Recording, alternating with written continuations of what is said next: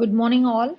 I think we need to start our session. It is our pleasure to have Dr. Praveen Iyer on this platform to give a very important topic for training of our faculty. This is a discussion on MCQ formulation. In the field of medical education, every teacher should be empowered to be able to make good quality MCQs so that the faculty can assess their students. And here uh, is the expert we have on this platform, Dr. Iyer. And the brief introduction of Dr. Iyer is as follows. He is professor of anatomy. He is co-director GSMC FAMER of anatomy. He is co-director GSMC FAMER Regional Institute. He is convener of NMC Nodal Center for Faculty Development, Department of Medical Education.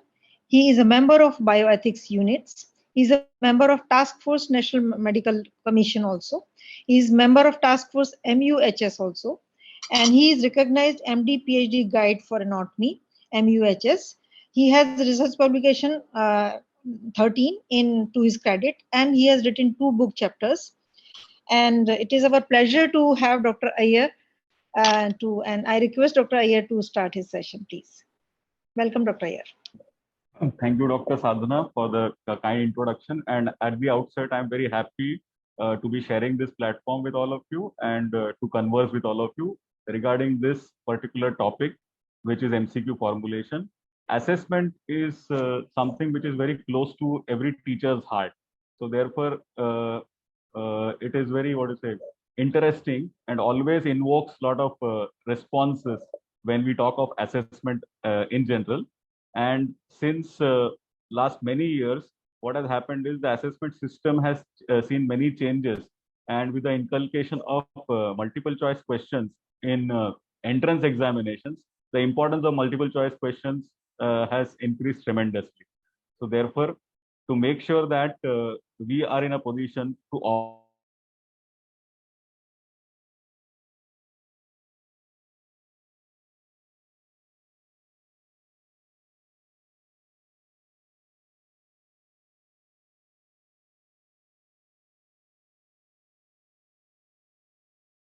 I think we can't hear you. I can't hear you, Dr. Iyer. Is there a problem with the audibility?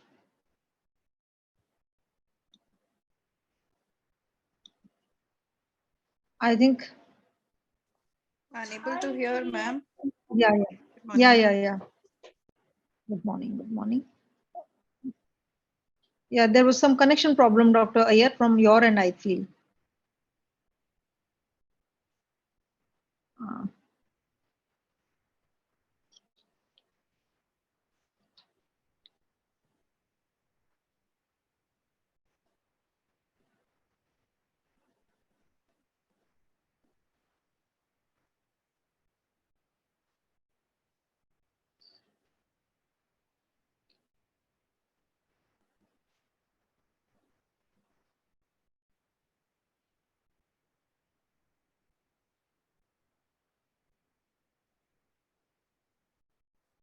Yeah, I'm so sorry. I think I lost connectivity in between, and therefore Yeah, please. I missed it. Sorry. So what I was talking about was that MCQs have gained a lot of importance because they are used at multiple levels, not only at our institutional level for formative assessment and internal assessment, but in many universities, MCQs are being used for even summative assessment. And of course, not to say the least, every entrance examination is conducted based on multiple choice questions. So therefore, to offer valid multiple choice questions, we need to be trained ourselves to use the principles of multiple choice question formulation. And that is what we are going to discuss in this particular session. So right now, what I would like request you all to is, you must be remembering, some of you might have given entrance examinations, and many of you are seniors, so they might not have been subjected as a student to the entrance examination. But nonetheless, we all have encountered multiple choice questions. So right now, I'll request all of you to become students for the next 5 minutes.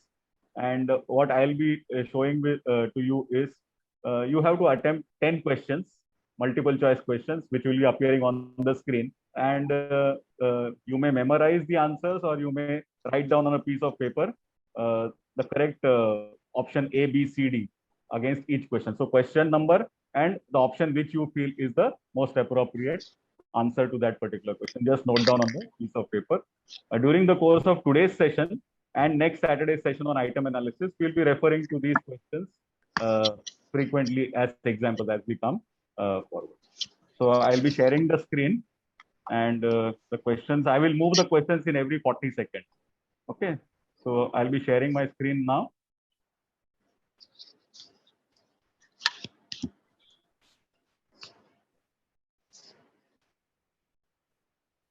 Let me know if the screen is seen.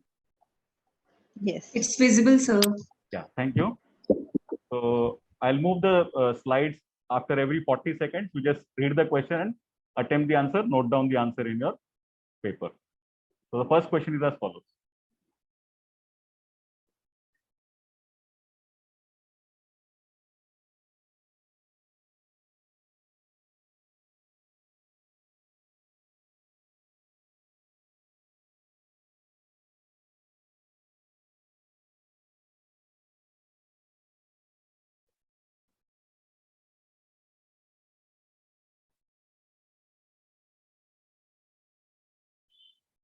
This is the second question.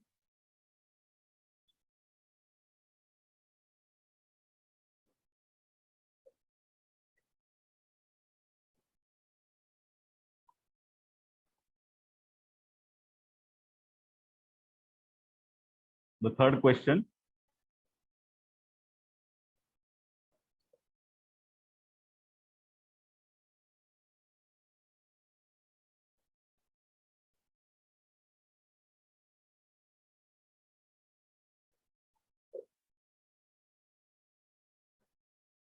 Question number 4.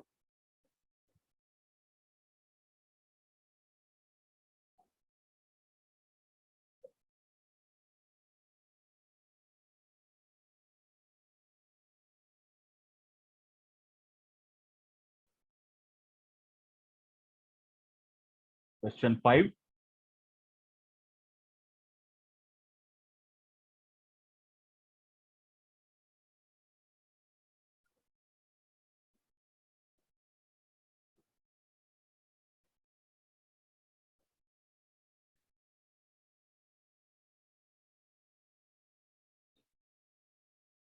Question 6.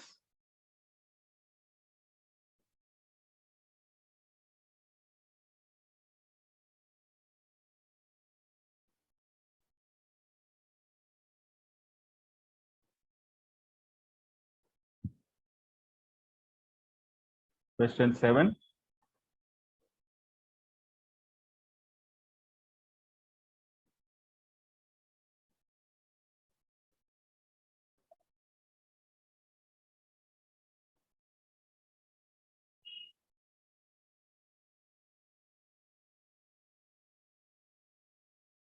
Question 8.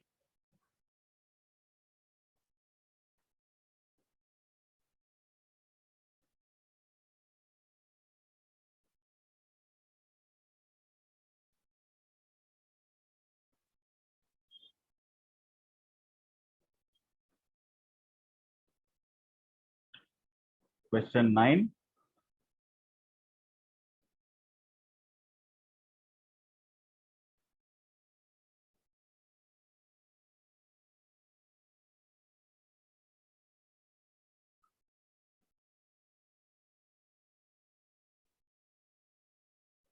And question number 10, the last one.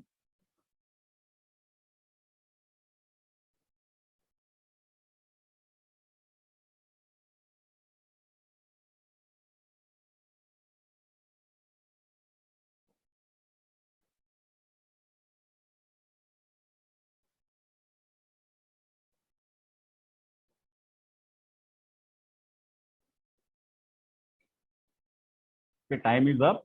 I'll stop sharing this presentation. So I'm sure that you enjoyed your role as students. This is what our students face when they attempt an MCQ exam. This was a very short glimpse of the same.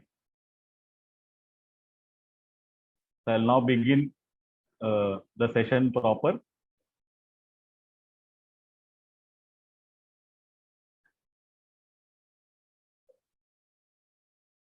You're able to see the screen?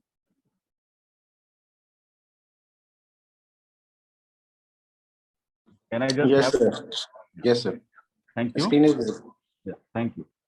So what we'll be doing is we'll be discussing the formulation of multiple choice questions, basically its salient principles, the do's and don'ts, and that's what we will be. So this is the logo of our department of anatomy. This is the logo of our college. And this is the logo of our Department of Medical Education, previously the Medical Education Unit. Now, if we look at multiple choice questions, it's something like old timers and old timers examiners and teachers used to consider them as tick 20 type of examinations, because most of the examinations used to be composed of 20 questions and the options had to be tick marks. So they used to think of it as a tick 20 examination. I'd like to acknowledge, of course, the organizers and the ME unit of All India Institute of Medical Sciences, Patna, for having invited me for this particular talk. I'd like to also thank Dr. Hemant Deshmukh, the Dean of our medical college, who constantly supports all the academic endeavors that we faculty members are involved in. Dr. Pritha Bhuyan, Professor and Head Department of Anatomy, who is also the coordinator of the Department of Medical Education at our place. He constantly encourages all the faculty members in whatever possible endeavors that they want to undertake. Special reference here to Dr. K. Shyam Kishore. He is Professor and Head of Anatomy at TN Medical College in Mumbai. Not long ago, he was Associate Professor at our place itself, and he got promoted and transferred to Topiwala National Medical College. This presentation is primarily based on the chapter written by Sir in the book, The Art of Teaching Medical Students, 3rd edition. And Dr. Shyam Kishore is the one who has instilled a lot of insights into the concepts of this multiple choice question formulation in me. And he used to conduct this session, n number of times he has taken this session. He's a master of this particular topic of MCQ formulation and also item analysis. And whatever learnings I've had from those presentations, I'm basically sharing with you in this talk. So what are the objectives of today's session? Is that at the end of the session, each one of you shall be able to construct multiple choice questions of various types that we'll be discussing, state the advantage and disadvantage of different types of multiple choice questions, and learn the concept of pre-validation of multiple choice questions. So these are the three objectives that we will be achieving at the end of today's session. Now, how is the assessment done? If we look at the constantly changing health needs of the society, based on which what is drafted is institutional objectives. Now, in the current era, what has happened is there are curricular reforms that have happened. And since the last couple of years, the new curriculum has been implemented for the undergraduates in colleges affiliated to the National Medical Commission for sure. So the concept of competencies has crept into our new curriculum. But still, this particular thing also holds true to a large extent. So institutional objectives come from the constantly changing health needs of the society. To fulfill institutional objectives, there are departmental objectives that are created, and to fulfill departmental objectives, the specific learning objectives are created. Now, what are these specific learning objectives? These are nothing but statements which depict change in behavior of the student, what the learner could not do before learning, before undergoing the learning session, and what he or she will be able to do after undergoing the learning. Those are specific learning objectives, the statements.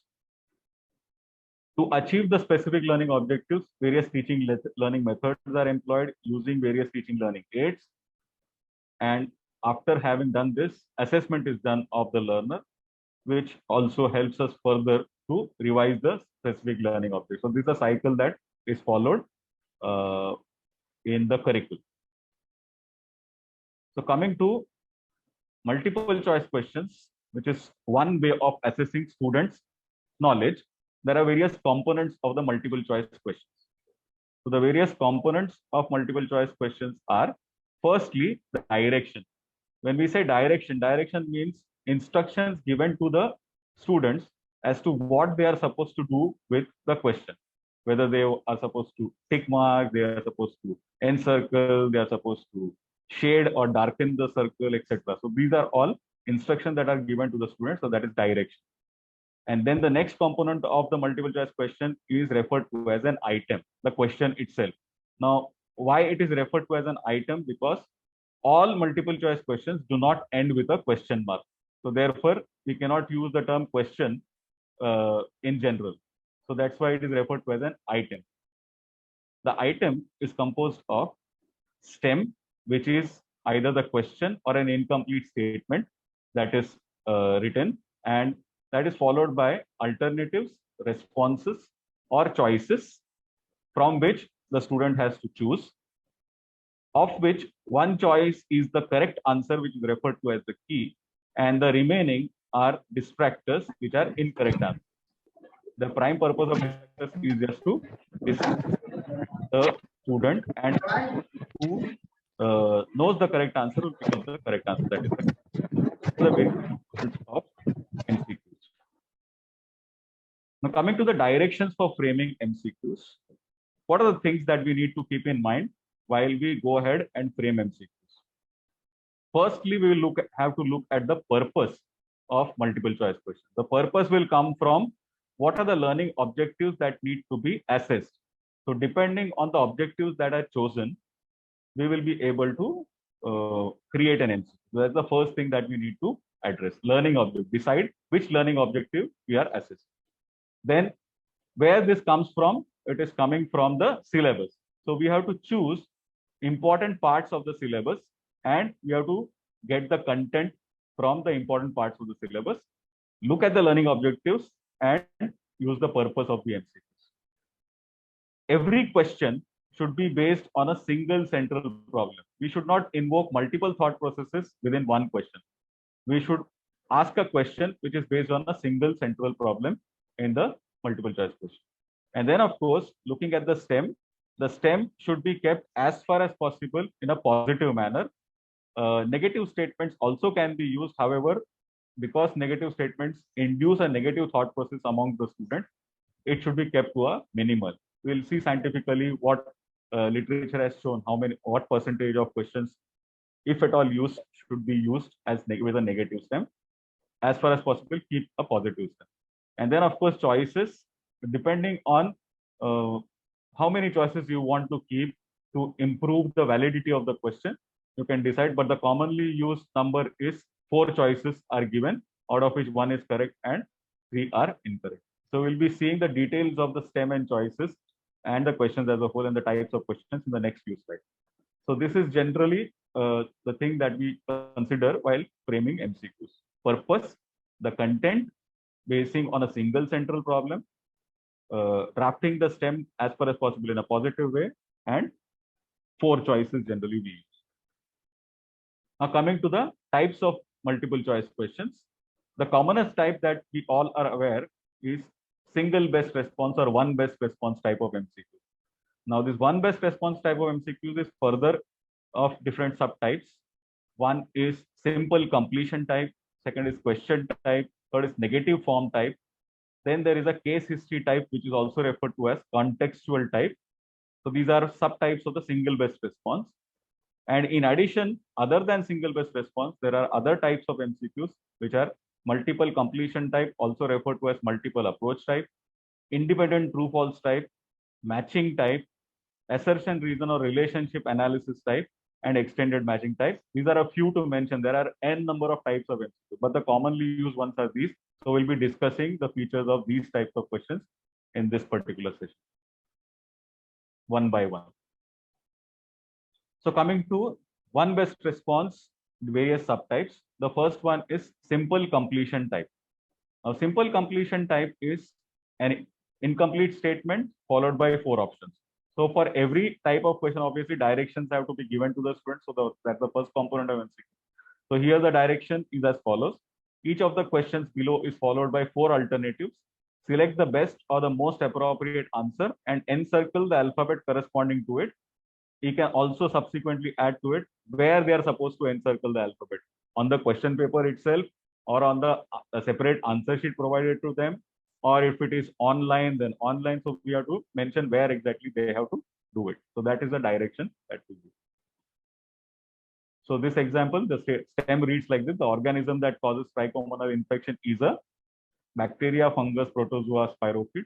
So the incomplete statement gets completed by choosing any of the options. So this is the simplest example of simple completion type. You can see that it tests recall type of cognitive domain. So as we are aware that according to Bloom's taxonomy, there are simplified 3 levels of cognitive domain. That is, first level is recall, second level is comprehension or understanding, and the third level is problem solving. So this generally is an example of the level 1 of cognition, testing the level 1 of cognition, that is recall variety of cognitive. The next is, if you look at this particular statement, keratin contains in dash stratum of epidermis. So it is sort of fill in the blanks. Can convert this into a question type of multiple choice question as follows. Which stratum of epidermis contains keratin? Followed by question mark. So this is the question ending with a question mark, followed by options, of course, and any one, if it's chosen, will complete the answer to this question. So this is the question type of single best response multiple choice question. The third type is negative form type. As the name suggests, the stem itself is negative. There is negation, negative thought process that emerges from the stem. So, for example, a patient receiving aminophylline intravenously to relieve asthmatic attack may show all the following reactions except, followed by 4 options.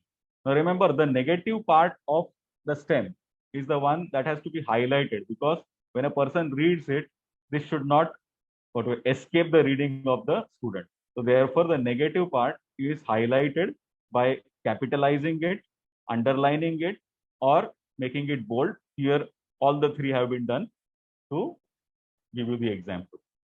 Now, if you look at it, what actually is happening here is there are 3 correct responses and 1 actually negative response. So therefore, this is a negative thought process that is induced in the student. This type of question is very easy to set for the examiners.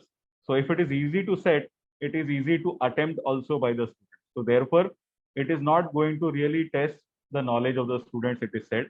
And therefore, such type of questions, if at all they have to be used, they should be used and kept to a maximum of 10% of the entire question paper. So if there are 20 questions in a question paper, 20 MCQs, then not more than 2 questions should be of this type. Because students are smart, they learn by, or they answer by elimination. So therefore, it becomes easier for them to attempt such type of questions. The fourth variety of single best response MCQ is case history type. So case history type is also referred to as contextual, because the STEM provides a context to the learning of the subject and also the assessment. So looking at this example, a 35-year-old male who presented with fracture of the shaft of right humerus developed inability to extend his right wrist and also had a loss of sensation over the back of right forearm and lateral half of dorsum of right. The most likely nerve injured would be, so 4 options. So basically what happens with this type of question with the students is they have to read the history properly, analyze, interpret, and then finally solve the problem which is posed in this question. So it is not going to be easy. It takes time for them and it tests the higher level of cognitive domain, the problem solving level. So that's the advantage of using case history type of questions. It is difficult to construct such type of questions to provide the context, because we just need not just provide the context for the sake of it. The question has to be linked to the case history that is provided. Otherwise, if it is dissociated, then it becomes superfluous. It does not serve the purpose. So this tests the higher level of cognitive domain. Now coming to the other types of questions. So these are the single best response type of questions that we are aware of. At this point in time, I'll just momentarily check with all of you. Any comments, questions at this point in time before we move to the next types? Single best response. Sir single best response में जो सबसे पहले simple test था and then question type of MCQs. तो sir जो first type है simple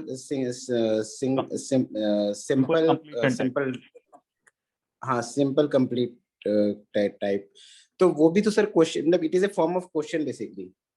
हाँ, लेकिन see, by definition question has to end with a question mark grammatically and by English manner. Okay, so therefore if it doesn't end with a question mark, it is not a question, it is a statement that we are making. It's an incomplete statement. It will get complete by using the options that we have provided. Sir anything की इस तरह के जो MCQs होते हैं, which are the best form of MCQs मतलब among all these? Okay, so there is nothing best here because it all depends on what level of cognitive domain we want to assess. We can't, what do you say, have all the questions which are testing only the problem solving level of cognitive domain. If that is the case, then it may become very difficult to have a mixture. Okay, so there has to be a mix of recall, comprehension, and problem solving. If we look at the concept of the core curriculum, it is said that in an assessment, 70% of the questions should feature from this particular, what do you say, must know. That is must know. That is the core concept of the curriculum. Whereas we'll come to what is the suggested distribution of the various types of recall, comprehension, and problem solving as suggested in literature in a tabular format in the latter half of the presentation. So we have to decide what is the purpose, what is the learning objective that has to be assessed. And based on that, we have to decide what type of question we want to ask. So there is nothing called as best here. It will be decided by what level of cognitive domain we want to assess.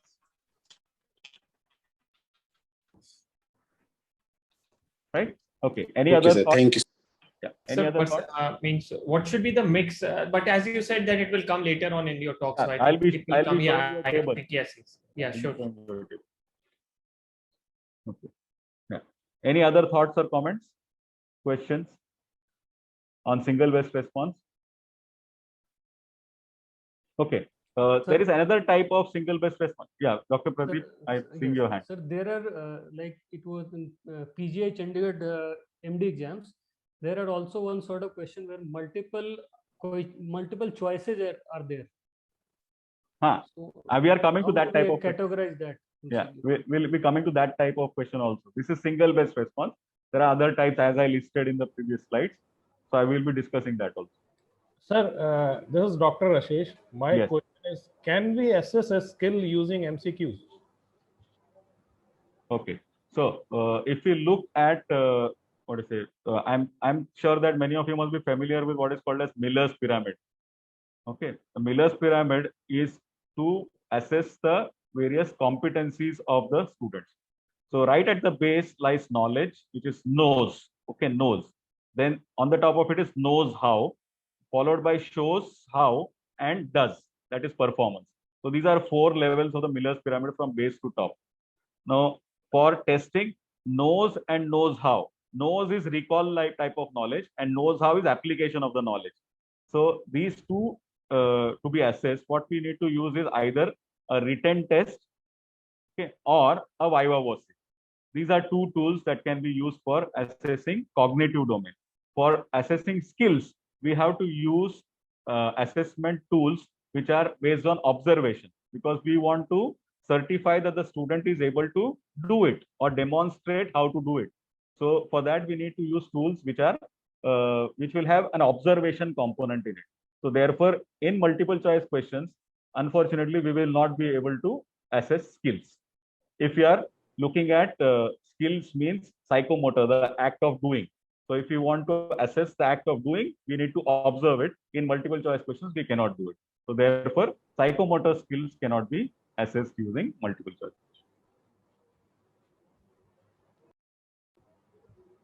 Okay. Sir, again, this means that whatever type of MCQ we are using or we will use. So mainly it will assess the cognitive domain. Yes. Mainly it is the no component will be assessed, and mainly it's a recall type. The knowledge-based assessment can be done via MCQ. Knowledge assessment, yes, but not necessarily only recall. As we saw in the case history type, it is not just recall. You can't say that in that particular case, is just recalling and answering. But the person has to read the case, analyze, comprehend the case, and then solve the problem which is posed to the person. So that means knows and know how. Yes, knows and knows how. Correct. Correct. Okay, fine. Let's move ahead, and I'll check in with you in the few moments after a few slides. Sir, last question, sir. Yes. Sir, how to decide the quality of options? We will come to that, because this is the first part that we are discussing is principles of constructing an MCQ. Okay, sir. The next part is how to decide or do a quality analysis and quality assurance of that. And what should be a mix of different mix? What is the best mix actually? We will come to that in the latter half. Yes. Thank you. So let's go ahead. This is the second type of question.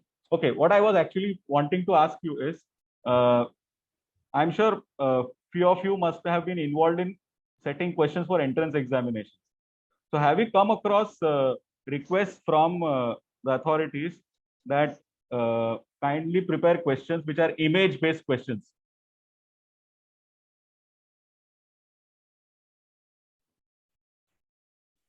Yeah, anyone? Yes. Yes. So therefore, this is another thing, because the entrance examinations are being conducted on a computer-based platform. This has gained a lot of importance in the recent past. Drafting image-based questions. Again, it's a skill that we need to develop to construct image-based questions. Image cannot be just for the sake of image in the question, and without the image, the question can be answered also. So it cannot be like that. So when we are using an image in the question, single best response also, we have to make sure that the question is connected to the image. Okay, questions are asked on the image. Image cannot be there just for the sake of it. Say, for example, case history type of question. Suppose, for example, an X-ray film is kept as an image. So then the finding in the X-ray film has to be related to the question that is asked. Something like that. So I belong to the subject of anatomy. So I'll be giving examples from anatomy. As you see here, most of the examples that have been quoted till now are from anatomy. So, for example, if I want to use an image-based question in anatomy, I may point out something in an image of, say, a dissected specimen, okay, giving a legend of directions, and ask the person, ask the students either to identify or to test even a higher level of cognitive domain, identification, and there is an indirect question on the identified structure, something like that. So that also can be used for recall as well as higher level of cognitive domain. So image-based question for single-based response. Okay, so we'll move to the next part, that is true-false variety of question. So this is called as independent true-false type of question. This independent true-false type of question is, as you can see here, the direction is for each of the following items below, the given statement is either true or false. Select T if true and F if false, and further direction will be either encircle, tick mark, or shade the circle, etc. That has to be there. So looking at the question here as an example, pertaining to lymph node, each statement is independently read, and each statement is independently answered as true or false. So these 4 statements are there. If you look at it, if the student answers these 4 questions, basically the area of syllabus covered is more here. It is not just one thought that is covered. There are 4 aspects of the lymph node that have been assessed in this particular question. So that means it is equivalent to maybe a short note on lymph node, okay, microanatomy of lymph node, that we can say. So we can, the advantage of using this is there is no reason to think of, say, distractors which need to be plausible. Plausible meaning they will serve the purpose of distracting the students, because independent items. So independent statements are there. Then we need not think of the length of the options also. It can be long because it's statement, right? So therefore, we need not really worry about that, bother about that. Then the interesting thing is about now how to mark this particular question. Otherwise, if you see true or false, so there is 50% chance of guesswork, chance that it is true or false. So 50% guesswork is there. So how to reward a student who actually possesses knowledge in this type of question, and how to penalize a student who just does guesswork. So the suggested marking scheme for this particular type of question is that 4 subsets are there. So each correct answer will fetch the student half a mark, 0.5 mark for each correct answer. Okay. So getting one answer can be guesswork, getting 2 answers can be guesswork, but getting 3 answers correct really need not be guesswork. So if a person gets 3 answers correct, 0.5 mark bonus is given to the student. So 0.5, 0.5, 0.5 and 0.5 marks bonus. So 2 marks if 3 options are correct here. And if the person gets all the 4 statements correct, then the person is rewarded by 1 mark. So actually, this is not just 0.5 mark for each. So maximum is 2 marks, maximum is 3 marks. So a reward is given to students who actually are knowledgeable. So that's the scheme that is used here in this particular type of to stretch further, true false type of questions also have further options. Say asking the student, comment the option which you have chosen, whether you are sure about it or not sure about it. So therefore, this also eliminates that guesswork element. So if a person has chosen a particular option, either true or false, the person has to answer whether he or she is sure about it or not sure about it. So this is also followed in some examinations abroad, and I believe also in India at some places. So this rewards the student who knows the content and penalizes the student who does not know the content. So sure and not sure. Then the third variety is multiple completion type. So more than one option is correct. So this is called as multiple completion type or multiple approach type. The direction which is given here and the code which is given here is said to be universal. So this code cannot be changed. So look at it and let us try to understand it. For each of the questions below, one or more than one answer is correct. Select the appropriate letter as per the code given below. So the code is A if 1, 2, 3 are correct, B if 1 and 3 are correct, C if 2 and 4 are correct, D if only 4 is correct, and E if 1, 2, 3, 4 are correct. So let's see an example to understand it. Prolonged bed rest after surgery promotes hemostasis in deep veins of the calf, which may lead to, and 4 options are given, 1, 2, 3, 4. Now the student has to choose a code after reading the 4 options, deciding how many options are correct, which options are correct. Okay, so A, B, C, D, E. Now looking at this, if we do a little bit of analysis, although it is rewarding to a student who actually knows the stuff and it eliminates some kind of guesswork, but what happens is students are smarter than the examiners. So street smart student will analyze this code and look at it like this. A, B, and E contain 1 and 3. So if 1 is correct, 3 is also correct. So therefore, the person, if suppose knows that 1 is incorrect, a student comes to know that 1 is incorrect because based on his knowledge. Then what happens is he easily eliminates the 3 options, A, B, and E. So what is left is only C and D. So what the student has to do is only look at options 2 and 4, out of which also the option 2 is the one which the student has to look into. If 2 is correct, then the person gets 2 and 4 easily. If the 2 is ruled out, then automatically option D is true. So such type of activities also are done by street smart students. So therefore, although this is rewarding for testing the knowledge of the students and the higher knowledge of students, because of the smartness that is played by the student, such questions have been limited, having limited use. So option 2 in that case is said to be the decision maker. So therefore, when we set such type of questions, we have to make sure that whatever options we are keeping in option number 2 has to be a plausible distractor. So that's the reason why we need to keep option 2 as plausible distractor. Then the next type of question is matching type. Match the column, simple, we know in school, some options on the left side, some of the options on the right side, and then matching. What happens is equal options on left and equal options on right is the norm which is followed in school. So एक बार सब हो गया, एक नहीं आता है तो जो बचा है उसको match कर देने का. So that is what is followed. But here the numbered items on one side and the lettered options on the other side are different in number. It is not uniform. So for example, let us see this example. 3 options on the left hand side and 5 options on the right hand side. So the direction here is that each lettered option can be chosen once, more than once, or not at all.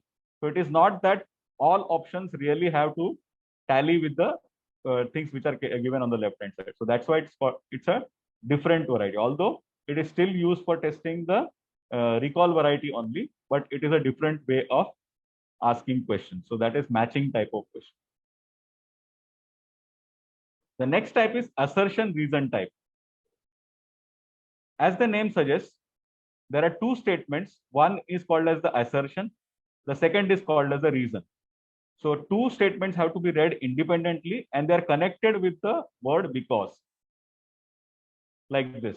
So there is a first statement because, there is a second statement. They are connected with the word because. The options are to be read as follows. If both statements are true and second statement is a correct explanation of the first, then option A is chosen. If both statements are true but second is not the correct explanation of the first, the option B is chosen. If first is true, second is false, option C. If first is false, second is true, option D. And if both statements are false, option E.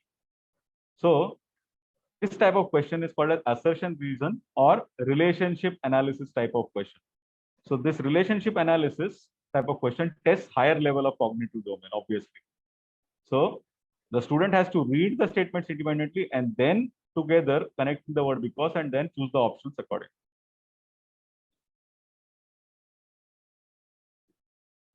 Then the next variety that I'm discussing is called as the extended matching type. So there was a simple matching type that we saw. This is an extended matching type.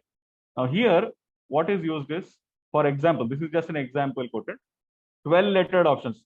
Need not always be 12 lettered options. There can be as many as desired. So it could range from 6, 8, 10, 12, whatever. So this is an example where we have taken 12 options. Each lettered option may be chosen once, more than once, or not at all. That is the aim. And there are multiple, say, case histories like this here in this particular question that are asked. 2 examples are shown here. There could be more than this also. So select the microorganism most likely to be responsible in each of the following cases. So first case, second case. For each case, the student is asked to choose the microorganism which is responsible. So it is not going to be easy. It cannot be guesswork at all. So it is a student who knows the stuff will be able to answer the question correctly. So this is a type of question which tests higher level of cognitive domain. It is not easy. But there are lots of controversies about MCQs. And the controversies are mainly pertaining to what happens with the teachers.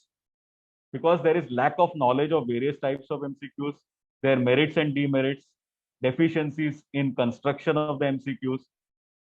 MCQs are not appropriately used by the teachers in the institute or the department.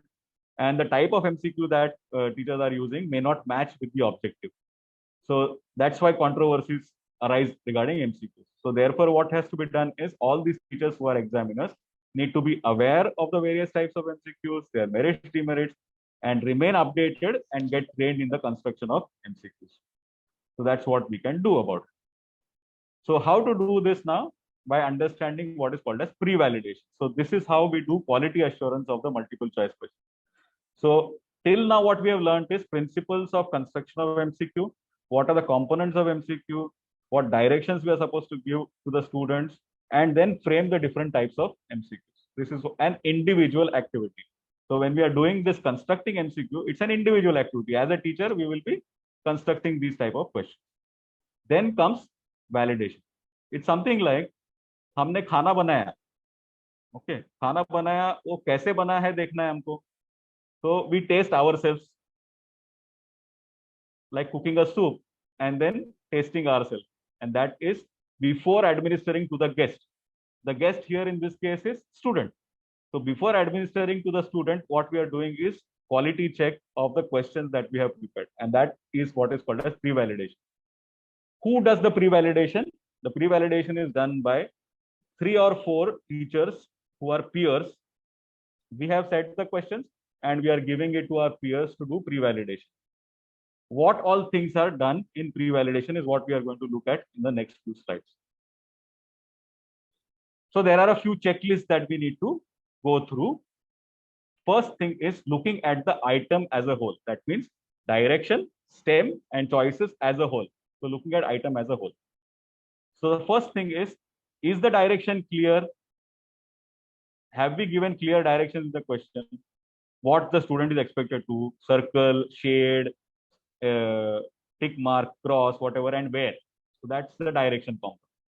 Second question that we need to ask and look at is each item independent of each other?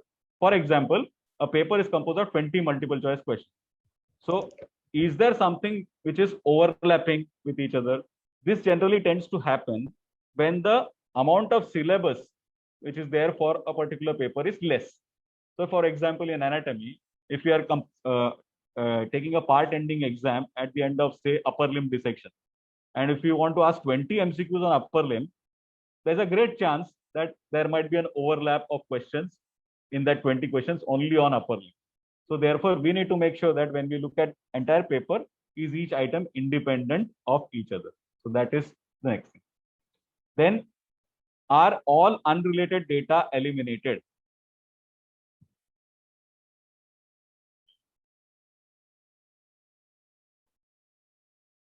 We just see that.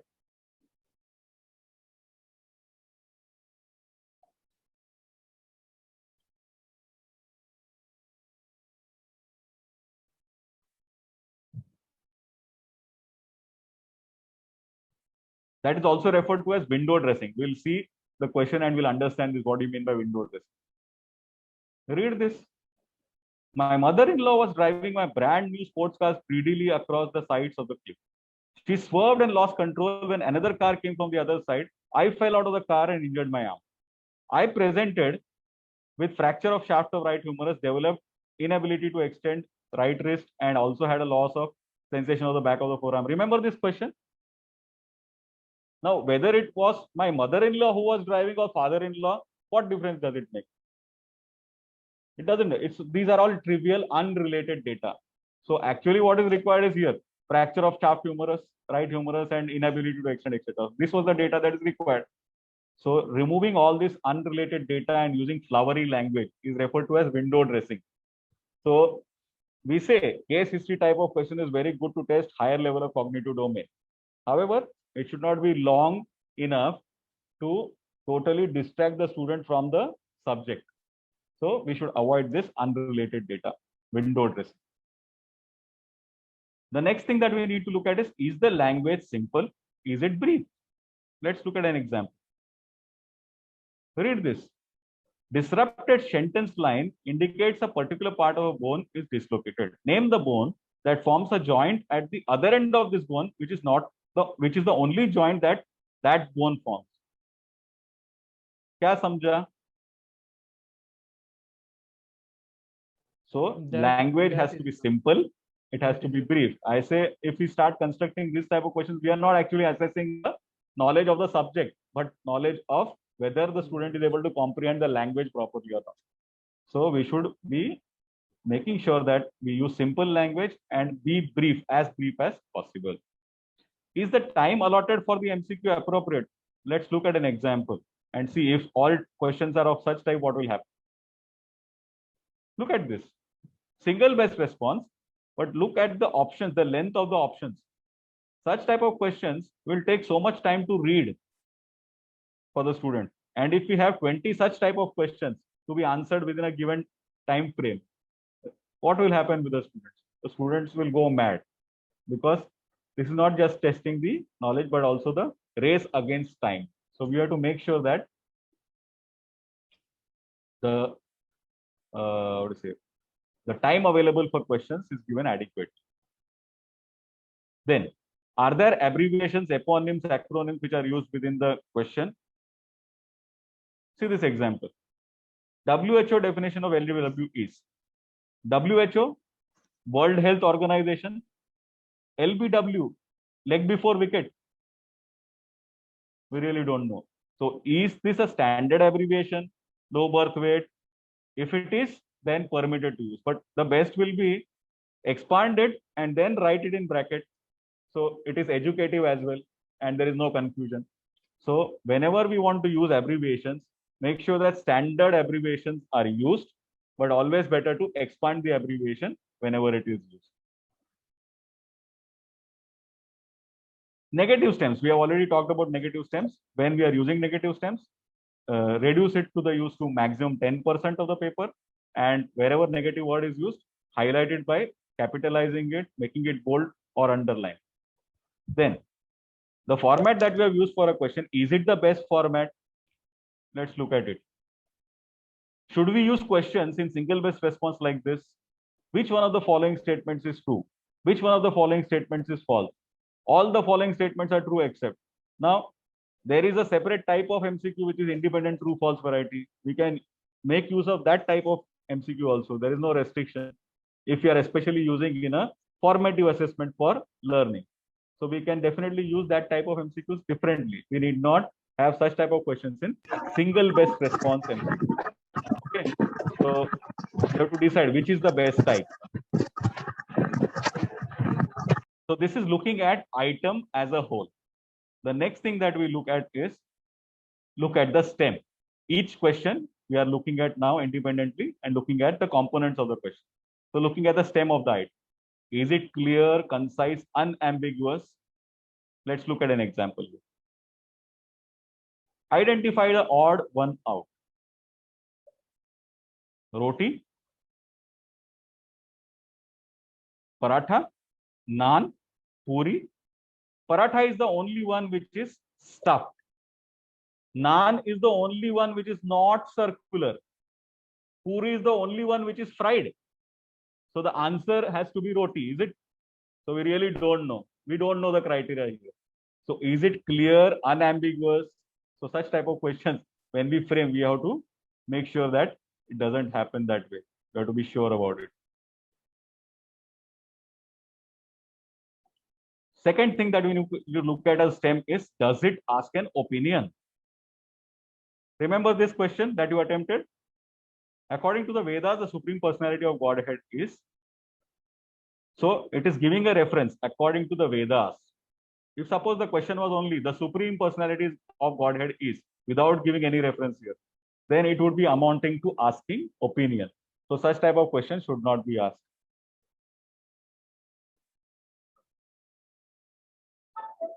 Does it contain one word? Let's see an example. The mandibular nerve is sensory, supplies buccinator, is a branch of vagus, enters through foramen magnum. Now, the stem is containing only one word here, and the options are different thought process that are tested. So there is a test which is called as options test. That means when we are looking at the stem, without looking at the four options, the student should be in a position to answer the question. Options ढूंढने की जरूरत नहीं पड़ती है. The person has to be in a position to answer the question without reading the options. So that's called as an options test. Only then the construction of the stem is accurate. Otherwise, such type of question will happen. Okay. So without reading options, this question cannot be answered. In fact, you see, the stem contains only one word, mandibular nerve. So such type of question should be avoided. Now, vague expressions that are used, fairly high, considerably greater. How high is fairly high? What do you mean by considerably greater? But what can be done is superlatives can be used. That means the best response is, the commonest cause is. those type of superlatives can be used in the STEM, not comparative statements, because this causes confusion. All common elements are placed in the STEM. Are they that way? Let us see. Fetal hemoglobin contains 2 alpha 2 beta chains, 2 alpha 2 gamma chains, 2 beta 2 gamma chains, 2 alpha 2 delta chains. So this word chains is repeating in every option. So what needs to be done is this chains word has to come in the STEM.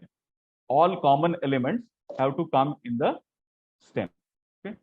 So fetal hemoglobin contains which of the following chains? Question mark. 2 alpha 2 beta. That will be the option that is. So place all common elements in the STEM. Do not repeat it in the options. Double negatives. We are saying that negative questions should not be asked wherever possible and limited to 10%. What will happen if double negatives are used? It will just go round and round. None of the following film personalities make serials of films starting with K except. अभी ये क्या exactly ask कर रहे हैं समझ में नहीं आ रहा है. A simple thing would have been which film personality makes films or serials starting with the letter K. Simple thing. Are we wanting to test the knowledge of English among the students or wanting to test the subject? So if you want, our objective is to test the subject, double negatives is a big no in MCQs. By the way, क्या answer है इसका? एकता कपूर. एकता कपूर क्यों भाई? क्योंकि सास भी कभी बहू थी. राकेश रोशन. राकेश रोशन क्यों? केजे. कहो ना प्यार है ना राकेश रोशन. करण जौहर. करण जौहर क्यों? करण जौहर. हाँ तो बेसिकली अगर 2 negatives become 1 positive, no? Positive. Yes, sir. हाँ तो Karan Johar also made film starting with K ना. कुछ कुछ होता है, कल हो ना हो. हाँ तो Not much knowledge on films now. लेकिन वो सब हिट हो गई उसके films.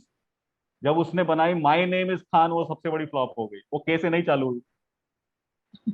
He should have named the film Khan is my name. Probably फिर हिट हो जाती. So this is just by the way. So such type of questions, double negatives, thought process is wrong, so should not be used. Right. So this is having looked at the STEM. The next component is looking at the options. इतना painstakingly हमने 4 options choose किए, बराबर? So we have to look at the options. Will it serve the purpose or not? Are they logical? Are they plausible?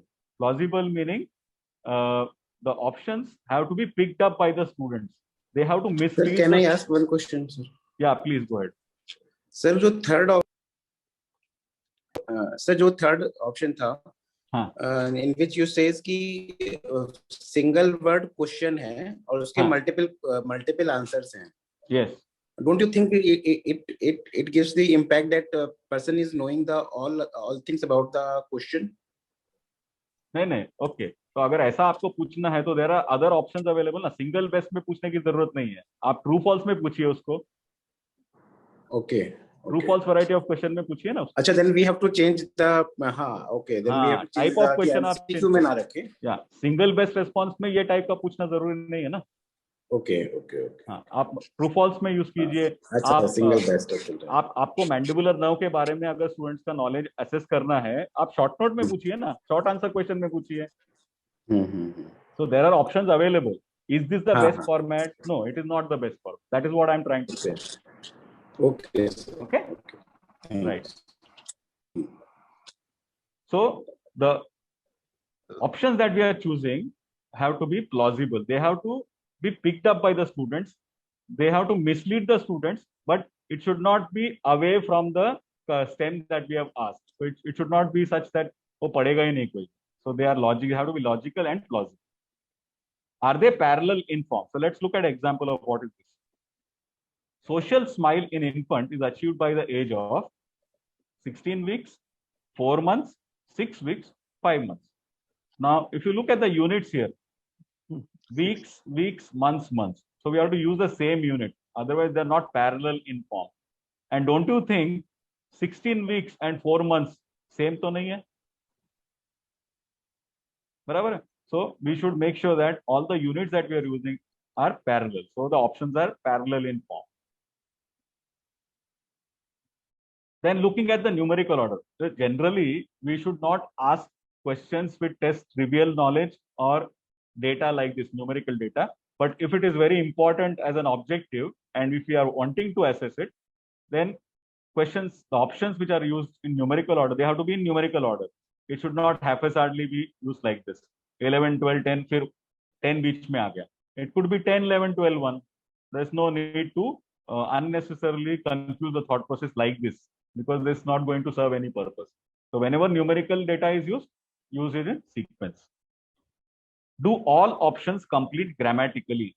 This is very important because it will have a legal implication otherwise. Apart from, of course, giving students other advantage also. Which one of the following drugs is used for prophylaxis of asthma? Theophylline, salbutamol, disodium tomoglycate, all of the above. Now question में which one of the following पूछा है, all of the above option कोई use करेगा क्या? और if that happens to be the correct answer, then आपका question is incorrect grammatically because this does not complete the question grammatically. So the person can take us to the court of law stating it is not grammatically correct. So grammatically it has to be correct. Then distractors are functional. Now we'll come to this particular value of the distractors in the next session on item analysis. Whatever distractors we are using, it is said that the distractors will be functional only if at least 5% of the students pick up those distractors. Otherwise, they are said to be non-functional, useless distractors. Then none of the above and all of the above. Let's look at examples here. The mechanism by which a cancer cell dies is necrosis, apoptosis, both of the above, none of the above. Now, this is an examiner who has set the question, who knew the concept that none of the above can be used. But the person has used none of the above because दो options को मिल नहीं रहे. Only two options are there. So none of the above should not be used at all because it does not serve educative purpose here. And guesswork increases if we use such options. Then all of the above, let's see examples. For liver and heart transplantation, we require ABO glioblastoma, RH typing, HLA typing, all of them. Now, when we want to use all of the above, if at all, in formative assessment, we can use it for educative purpose. Okay, it should not be used as a question which will discriminate good and bad students. Okay, all of the above is for educative purpose. In a formative assessment, it can be used, if at all. Mutually exclusive and synonyms. Let's see examples here. High levels of potassium is seen in. You attempted this question. Remember? Extracellular fluid, intracellular fluid, plasma, none of the above. So first of all, none of the above. So सवाल ही नहीं. Now, extracellular fluid and intracellular fluid are mutually exclusive. So one has to be answered. If it is extracellular fluid, it cannot be intracellular and vice versa. So students are smart enough to pick that up. 50% guess हो गया. And look at this.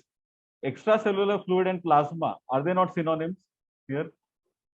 So such options should be avoided. We have to double check when we are putting options like this. Another example of synonym here. You attempted this question. Potence of hydrogen ion is low in acid, alkali, base, water. Alkali is base, base is alkali. So synonym. So automatically these two options are ruled out. The बचा दोनों के बीच में guesswork of 50% हो जाता है. Right? So we have looked at options. Now we have to look at the key. Out of the 4, 1 is the correct answer. Remaining 3 is incorrect. So key पे ध्यान देना है अभी. Is the key? हाँ, बोलिए. Sorry, sir. No, sorry to interrupt. Sir, in all of the above, so do you want to say कि in all of the above type of questions, all the options should be correct? If correct. It is all, to be informative? Yeah. 1, 2, 3. जो A, B, C, D आपने use किया है. All of the above definitely has to come as option D only. It cannot come anywhere else. Yes, sir. So all of the above to be as the correct answer. The remaining 3 have to be correct, no? So is it necessary कि हम जब हम all of the above दें, तो उसका answer all of the above ही होना चाहिए? हाँ, अगर वो नहीं हुआ, okay, अगर वो नहीं हुआ, तो then it doesn't serve that purpose. अगर all of the above रहेगा ना, it is not a distractor that, okay? Then, so इसीलिए when we are using all of the above, you have to use it for educative purpose only. ऐसा नहीं है, लेकिन it's not a given कि अगर all of the above option use किया गया है, तो student should not take home that all of the above is only the answer. Exactly. This is not the take home that has to be given. However, if you find that the remaining three are going to be plausible distractors or functional distractors, then you may take a chance to use all of the above as the option. But generally, we should not use it unless we want to educate the students in formative assessment regarding a particular topic. Basically फिर हमें दूसरी जगह use करना चाहिए, हमें ऐसे all of the above वाले, correct, जहां पर हम किसी को एजुकेट भी correct. Formative assessment is a place where we want to use it. Right. So we are looking now at the key. Look at the key that we have given to the answer. Is it the only correct answer? Undeniably. Now, undeniably, it has to be, na? If there is a debate about that particular answer, if there is a difference of opinion amongst fellow examiners, or if we are asking questions which are wanting students to justify a particular option, then we should not, we should be ready that we have everything together. Such debatable rahega, though we should not, we should relook at the key. So we should not use that. Okay, we should revise the key and make the question even proper. So we have to make sure that the key that we are providing is undeniably the only correct answer. Then are letters corresponding to the key equally distributed? Now, 20 questions हमने set किए, 4 options से A, B, C, D. So we can't have, generally examiners who set questions have a favorite letter. किसी का A रहता है, किसी का B रहता है, किसी का C रहता है, किसी का D रहता है, right? So depending on who the examiner is, we'll come to know, अरे कौन सा उसका favorite letter है करके. So this happened in one of the experiences that our department had. The department was entrusted with the responsibility of compiling questions for an entrance examination of one particular state before the NEET entrance exam began. So before that, each state used to have an independent entrance exam. So at that time, our department was entrusted with the responsibility of compiling questions for that entrance exam. So एक dental का करना था हमको. So dental anatomy, something like. So because our department is anatomy. So we asked from Nair Dental College, the sister concern of our organization, one teacher from Nair Dental to construct questions, 20 questions, and submit it to us. Questions were submitted, but the key was not submitted for the questions. So we being anatomists, we thought that, okay, let's look at the questions. We will be able to get the key based on our knowledge of anatomy, but it was dental anatomy. So we could not really go into the details. So we called up the examiner and asked, hey, you forgot to give the key. So, then he said, all answers are B. So it should not happen that all options which we are giving as key should be the same. But at the same time, mathematically, अगर suppose 20 questions है, ऐसा नहीं है कि 5 questions B, 5 questions A, 5 questions C, 5 questions D. Then what will happen is, if such is the criteria, students are also smart, na? 19 questions have been attempted by the student, and एक question का उसको answer आ नहीं रहा है. तो time बचा है, time pass करने के लिए क्या करेगा? Okay, let's go to the paper again. A 5 हो गया, बी, अरे 4 ही हुआ है, तो फिर the whatever answer is remaining is B. So mathematically also we need not be really equal that way, but more or less the distribution of options for the key should be equal. That's what our idea should be. Is key to an item provided by data in another item? Now this often happens when entrance examination में multiple subjects का questions are put together, so therefore they are set independently by examiners of subjects and compiled by some other person. So while compiling is the time when we have to make sure that this should not happen. In our college, we have a competitive examination for students which is called as the Shirvalkar General Proficiency Scholarship Examination. It is composed of anatomy, physiology, biochemistry, 3 subjects, all 3 subjects, 60 multiple choice questions, 20 of each question is given to the students. And anatomy takes the lead to compile the questions together and offer it to the students subsequently. So इसमें क्या हो गया कि this was earlier, in the earlier years when the exam began. So we were not very stringent about this validation, etc. So then what happened? Let me give an example. Question number 41 to 60 is physiology and 21 to 40 is physiology, 41 to 60 is biochemistry. So physiology mein question number 43 was, 23 was, maximum absorption of iron occurs in, and option was given as stomach, duodenum, jejunum, ileum. Fair enough question.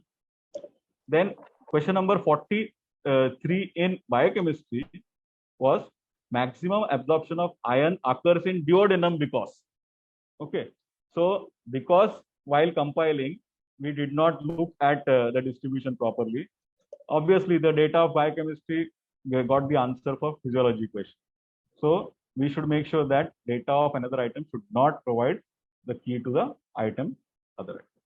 Now, clues in the keys itself. While we are setting the question, are we giving clues in the key? Let's look at example. Scabies is caused due to scabomomite, Sarcoptes scabi, pediculus capitis, none of the above.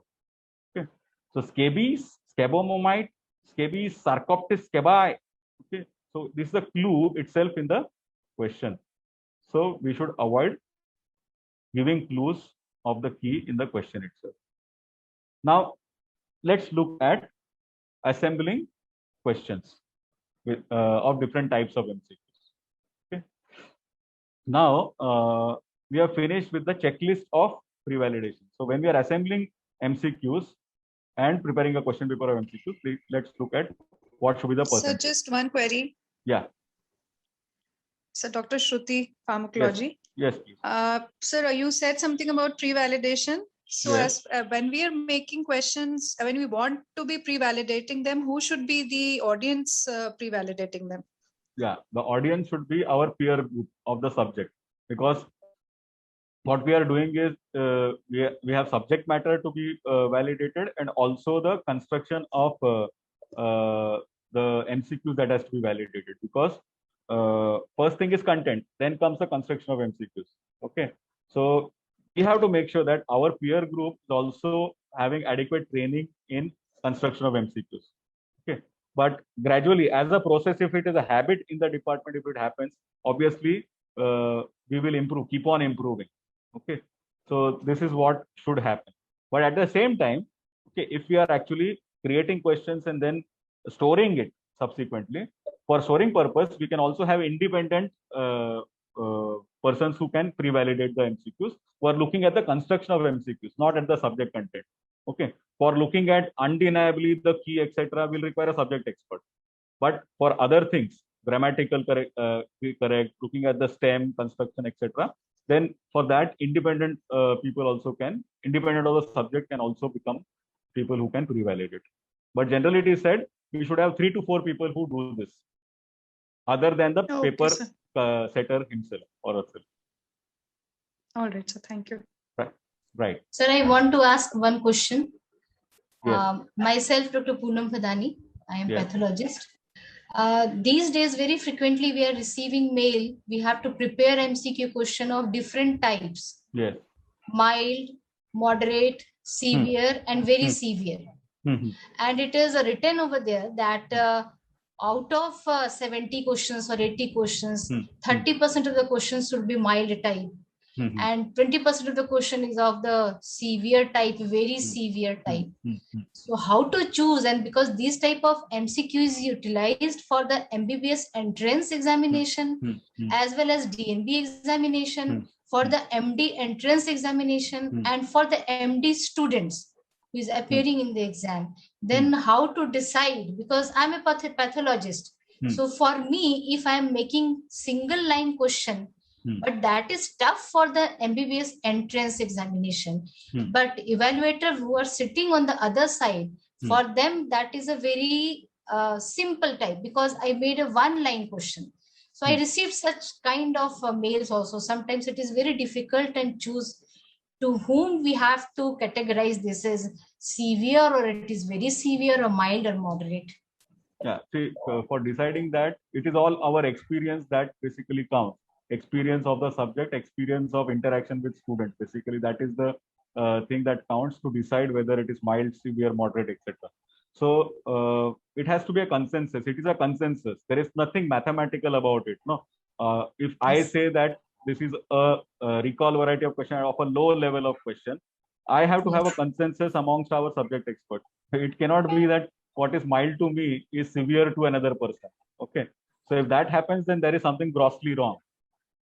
Yeah, because I received one mail, like I'm giving one example, like CD10 we are using, this is the immunohistochemical marker we are using to decide from where that lymphoma arises, CD10.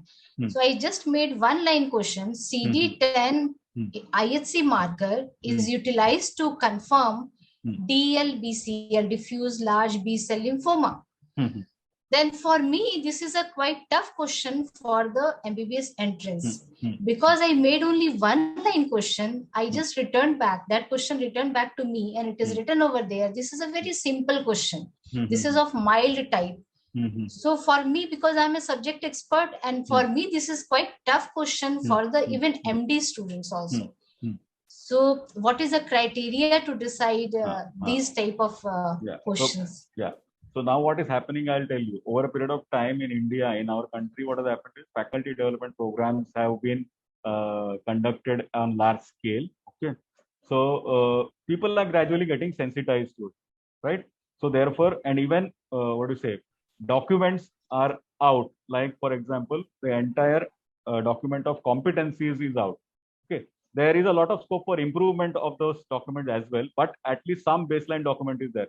That these are the competencies which are core competencies, and these are the competencies which are non-core competencies belonging to various subjects, for example. So if your question is from an area which belongs to a core competency in that particular thing, then in that core competency, if it is a further this thing of must know, core competency is the student must know, must be able to do, or must be able to behave that way. So if it is belonging to that, out of that also, there could be low level, moderate level, and higher level. Okay. Low level is what? Which will test the recall type of knowledge. Okay. Moderate level will be testing the understanding, and severe level or higher level will test the problem solving ability of the student. So the category is based on that. Okay. The area of the content of the syllabus could be core or non-core. Okay. But if it is core and if it tests recall, then it is mild. If it tests understanding, it is moderate. If it tests problem solving, then it is severe or high level of question. That's the way we have to analyze. Okay. And if it is from a non-core competency, naturally it is nice to know or desirable to know. So therefore, it will definitely be of a higher level question. If it is recall also, because it is from nice to know, you can accordingly put it into a different category. Thank you, sir. Okay, so this is what how we have to analyze. Okay. So it is 11:19, Sadhana madam. What we should do? Have another session, Dr. Iyer. Yes. So exactly. I think we can continue this session in item analysis in your next session. And we can have all the questions from the faculty members. They can just, note down their questions and they can send it to us also, so that we can send it to Dr. Iyer to be answered in the next session. That's how we can limit our time also. Yes, so absolutely. We have session with Dr. Geetanjali. So we would like to, Yeah. So we'll just sum up what we are. So this is the table that I was talking about actually for distribution of various types of questions, and also, if we want to include negative marking, etc., we can discuss this in the next time also. We'll start where we have stopped today. So next Saturday, we'll start discussing from here. And as you note down questions and send it to me, the initial 10 minutes maybe of the next session, we'll just try and discuss those questions that you have and then take it further from there. Okay. Yeah. So we conclude here with this session, and I'll stop sharing my screen. Thank you. It was highly interactive. You were asking very pertinent questions, and I was very happy to discuss those things. Thank you. Thank you so much, Dr. Iyer. It was really a very informative, discussion, and the faculty was equally keen to, understand various aspects of making MCQs, and we will be enlightened with your knowledge in the subsequent session also. And we wish to have all the questions and the concerns raised by our faculty members. They can just mail this to our email address, or they can just ask in your next session. So And Dr. Veena will actually propose a vote of thanks for Dr. Iyer. Thank you so much. Thank you, Dr. Sadhana ma'am, for giving me this opportunity. And on behalf of AIIMS Patna MedCell team, I express my gratitude to Dr. Praveen Iyer for his elaborate deliberation. He has nicely discussed in all the details regarding the formulation of the MCQs, its pre-validation, and the disadvantages and advantages of each and every type of MCQs. These all have currently become an important part of CBME. So thank you so much, Dr. Praveen. And we look forward to your next session on 7th August on the item analysis.